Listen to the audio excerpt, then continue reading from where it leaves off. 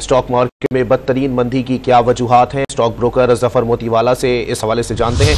बहुत शुक्रिया जफर साहब डॉट न्यूज़ को वक्त देने के लिए। जफर साहब बताइएगा, क्या सियासी अदम इस्तेहकाम से स्टॉक मार्केट पर असर पड़ता है और साल का इख्तिताम है, क्या हिस्सेदार बाजार इससे वजह से भी मुतासिर हो रहा है?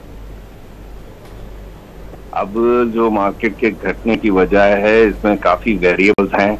एक तो सबसे बड़ा है कि ये रोल ओवर होने का है, ये साल का फ्यूचर का लिवरेज में जो शेयर खरीदते हैं उसको दिसंबर क्लोजिंग से पहले उनको ये बेचना है 4 दिन के अंदर और फिर जनवरी में अगर को लेना है तो उसकी सेलिंग है। ये जो पॉलिटिकल अभी क्राइसिस ब्रूइंग हो रहा है, नजर आ रहा है जनवरी में, तो वो जो है उसका भी इफेक्ट कैपिटल मार्केट पर है और इसी वजह से मार्केट 1000 पॉइंट अभी भी माइनस में है और 60,000 का मेंटेन होना ये दिखा रहा है कि ये डॉट आउट होकर कमिंग वीक में जो जनवरी का हफ्ता आएगा उस पे नई रैली आएगी।